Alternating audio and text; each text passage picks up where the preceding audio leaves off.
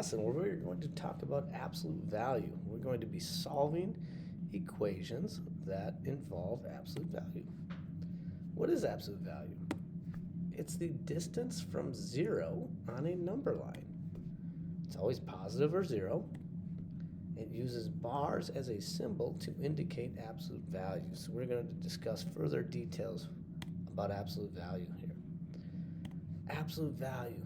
If anybody asks you, what is absolute value? It's the distance away from zero on a number line. So if we have a simple scenario of, hey, the absolute value of some number equals 5, we're wondering, okay, what numbers on the number line are 5 units away from 0? If we start at 0 and we count to the right, we land at positive 5. So the absolute value of x, when it equals 5, it could be at 5. Well, what if we count the other direction? We count to the left. We land at negative 5. So the negative 5 is another possible answer. So the absolute value of 5, well, 5 is 5 units away from 0. Or the absolute value of negative 5. Well, negative 5 has a distance of 5 units away from 0. When we travel distance, it's always positive. So absolute value functions can have up to 2 solutions, because if you think about a number line from 0, there are 2 directions we can travel. We can travel to the right, or we could travel to the left. Here it says solve for the value of x. We have the absolute value of x minus 3. So we got a little more going on inside the absolute value bars, equals 6. Again, we think about absolute value. It's the distance from 0 on a number line. So on this number line, if I start at 0 and I need to figure out, okay, I got to go 6 units away. If I go to the right 6, I'm at positive 6. If I go to the left 6, I'm at negative 6. So to get rid of the absolute value bars, we have to satisfy the definition of absolute value by setting what's inside the absolute value, the x minus 3, equal to both numbers that it could be have that distance away from 0.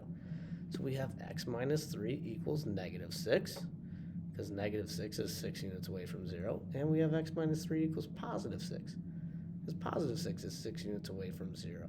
So going from this absolute value equation to these 2 equations satisfies our definition of absolute value, which means we can break away the bars and solve each equation separately. So we'd add 3 on both sides, we'd get x equals negative 3 over here. We add 3 on both sides, we get x equals 9.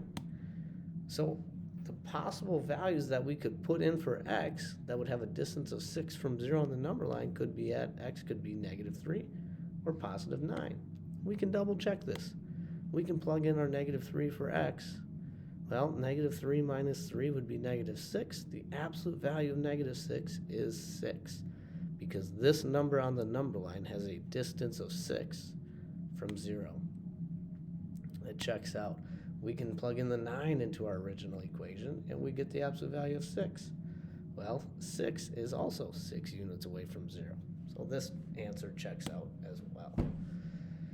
When we want to solve for the value of x, and we've got a little bit more going on, so you may have to pause the video to write this equation out, but I'm going to get to solving it. The first thing we need to do is isolate the absolute value bars. There are numbers. There's a negative 8 here and a 3 here. When it's right next to it, this is implying multiplication. So in order to isolate the absolute value, we go on our reverse PEMDAS. So I got to get rid of the negative 8 first. I do that by adding 8 to both sides, leaving me with 3 times the absolute value of 2x equals 24. To get rid of the 3, I need to divide. I got to do the opposite of multiplying. I'm going to divide by 3 on both sides. The 3's cancel on this side. 24 divided by 3 leaves me with 8. So we have the absolute value of 2x equals 8. Now that we've isolated the absolute value, we can think about, what is absolute value? Oh, it's the distance from 0 on a number line. So if we think about our number line, the absolute value of 2x is going to have a distance of 8 from 0 on the number line, and that could happen at -8 or +8. So to break away these absolute value bars, I'm going to set up two equations to satisfy our definition of absolute value. So we have 2x equals 8 and 2x equals -8. Solve for x. Divide by 2 on both sides. We get x equals 4 or x equals -4. Those are our two solutions. So some things to remember. If you didn't write these down in your notes, you may want to pause the video at the end to keep these in your notes. We need to isolate the absolute value bars when solving an absolute value equation. So if it starts like 2 times the absolute value of 3x minus 4 plus 7 equals 35, we would need to subtract the 7, reverse PEMDAS, right? We're going to do the addition and subtraction first, then divide both sides by 2 to isolate the absolute value. Absolute value equals the distance from 0 on a number line. This is the most important definition that you will be asked to know. Somebody asks you what's absolute value? Distance from 0 on a number line. So if we have the absolute value of x minus 5 equals 3, the absolute value bars are isolated, so this would have a distance of 3 from 0 on the number line at 3 or -3. The last thing is absolute value measures distance, and distance is always positive or 0. So if you ever see an equation where, the absolute value of x equals -7, this is an invalid. The answer would be no solution. We could never have an absolute value isolated over here equal to a negative number because distance is always